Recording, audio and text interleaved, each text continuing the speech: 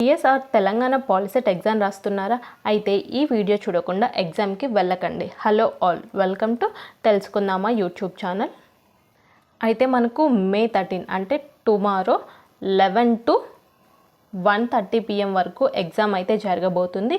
So దీనికి సంబంధించిన results అనేవి మనకు May 25 అంటే ఎగ్జామ్ జరిగిన 12 days తర్వాత వస్తాయని అనౌన్స్ చేశారు కదా. ఓకే, ఇప్పుడు మీరు ఎగ్జామ్కి ఏమేమి తీసుకొని వెళ్ళాలి, అలానే ఏ మిస్టేక్స్ చేయకూడదు అనే దాని గురించి చూద్దాము. ఫస్ట్ అయితే మీరు అఫీషియల్ వెబ్సైట్కి వెళ్ళి మీ యొక్క హాల్ టికెట్ అనేది డౌన్లోడ్ చేసుకోండి.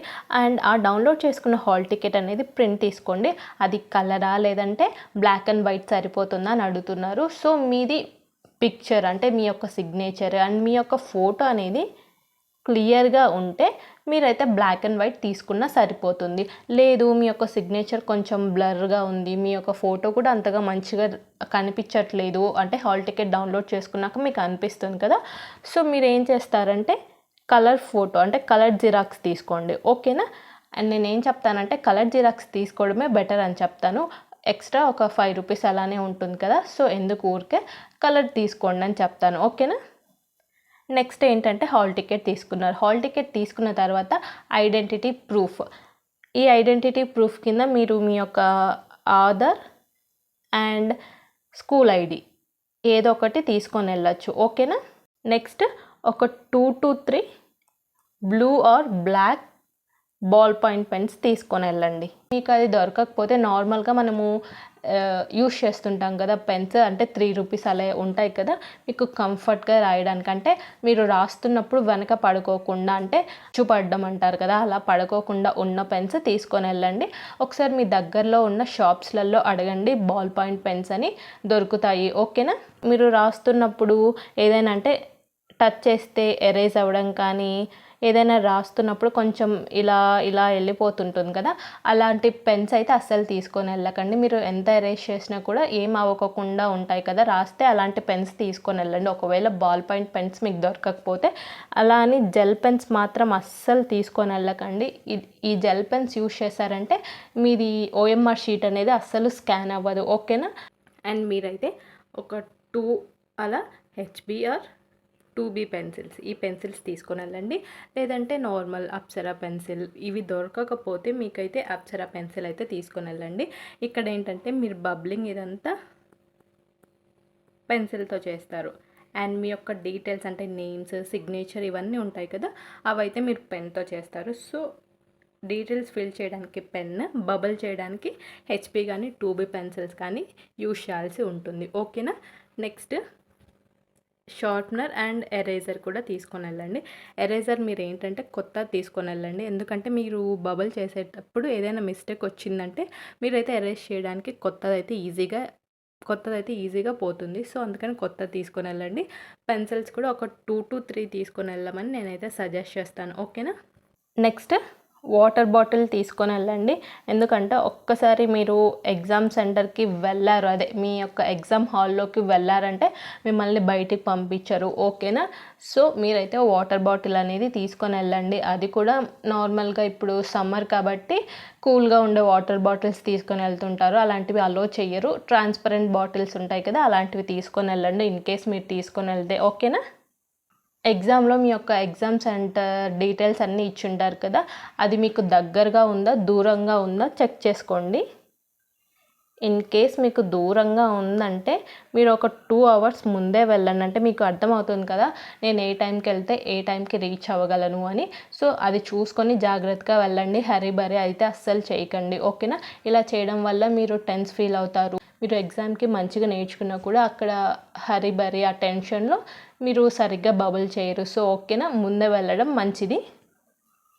అండ్ మీకు ఎగ్జామ్ 11 కాబట్టి 1 hour బిఫోర్ అక్కడికి వెళ్ళాల్సి ఉంటుంది రిపోర్టింగ్ టైం, ఎందుకంటే మీకు అక్కడ చెకింగ్ కానీ ఇంకా మీ యొక్క క్లాస్ రూమ్స్ అంటే మీకు ఏ క్లాస్ అలాట్ చేశారు మీ హాల్ టికెట్ ప్రకారము అదంతా ఎక్స్ప్లెయిన్ చేస్తూ ఉంటారు. అలానే మీకు OMR షీట్ గురించి ఎక్స్ప్లెయిన్ చేస్తూ ఉంటారు, ఎలా బబుల్ చేయాలి ఏంటి అనేది క్లియర్గా ఎక్స్ప్లెయిన్ చేస్తూ ఉంటారు. అంటే ఇంకా సీటింగ్ అరేంజ్మెంట్ ఈ ప్రాసెస్ అంతా ఉంటుంది కదా. సో ఓకేనా, మీరు 1 hour ముందే వెళ్ళండి.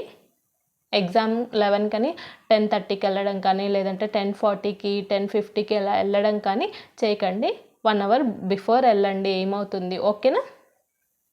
Next dress code. ఈ డ్రెస్ కోడ్ అనేది చాలా ఇంపార్టెంట్. సో ఓకేనా. నార్మల్గా బాయ్స్ అయితే ఫార్మల్స్ వేసుకొని వెళ్ళండి ఓకేనా. అండ్ గర్ల్స్ అయితే జస్ట్ సింపుల్గా ఉన్న డ్రెస్సెస్ వేసుకొని వెళ్ళండి. అంటే హెవీగా ఉన్నవి ఇలాంటివన్నీ వేసుకొని వెళ్ళకండి. అండ్ జీన్స్ కూడా అవాయిడ్ చేయండి మ్యాక్సిమం ఓకేనా. బాయ్స్ గర్ల్స్ ఇద్దరు సింపుల్ డ్రెస్సెస్ నార్మల్గా ఉన్నవి వేసుకొని వెళ్ళండి. హెవీగా అవన్నీ వేసుకొని వెళ్ళకండి. అవాయిడ్ చేయండి. అవన్నీ వేసుకొని వెళ్ళకోకుండా ఉండడమే మంచిది. నార్మల్ సింపుల్గా ఫార్మల్స్ లాగా కనిపిస్తాయి కదా, అలాంటివి వేసుకొని వెళ్ళండి. అండ్ ఎక్కువగా జ్యువెలరీ ఇదంతా వేసుకొని వెళ్ళకండి ఓకేనా. నెక్స్ట్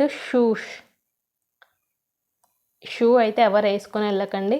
మీరు నార్మల్గా శాండిల్స్ స్లిప్పర్స్ వేసుకొని వెళ్ళండి ఓకేనా. షూ అవాయిడ్ చేయండి. నెక్స్ట్ ఇప్పుడు ఏమేమి తీసుకొని వెళ్ళకూడదు అంటే మీరు మొబైల్ ఫోన్స్ కానీ క్యాల్కులేటర్స్ కానీ స్మార్ట్ వాచెస్ కానీ ఇవేవి తీసుకొని వెళ్ళకూడదు. Smart things, mobile things, Bluetooth connect అయ్యేవి ఇవేవి అసలు అలో చెయ్యరు ఓకేనా. అండ్ హాల్ టికెట్ అయితే మర్చిపోకండి. మిమ్మల్ని అలో చేస్తారు ఓకేనా. హాల్ టికెట్ అస్సలు మర్చిపోకండి. ఇవన్నీ ఏవి తీసుకొని వెళ్ళకూడదు. ఎలక్ట్రానిక్ గ్యాడ్జెట్స్, అలానే బుక్స్ కూడా. అంటే మీరు చదువుకుందామని అక్కడికి వెళ్ళి అలా ఏమైనా అనుకుంటూ ఉంటారు కదా, లేదంటే రఫ్ వర్క్కి ఏదైనా పేపర్స్ తీసుకొని వెళ్ళడం ఇలాంటివి చేస్తుంటారు కదా, ఆ పేపర్స్ ఏవి తీసుకొని వెళ్ళకండి. ఎందుకంటే వాళ్ళే మీకు రఫ్ వర్క్ కోసం ఇస్తారు ఓకేనా. ఇవేవి అలో లేదు. అండ్ కొంతమంది అమ్మాయిలు ఏం చేస్తుంటారంటే బ్యాగ్స్ కానీ పౌచెస్ కానీ ఇలా తీసుకొని వెళ్తుంటారు. ఇవేవి అలో చేయరు ఓకేనా. జస్ట్ రైటింగ్ ప్యాడ్ కూడా మ్యాక్సిమం అలో చేయరు. మీరైతే తీసుకొని వెళ్ళండి. ఇన్ కేస్ అలో చేయకపోతే బయట పెట్టమంటారు, బయట పెట్టేసేయండి ఓకేనా.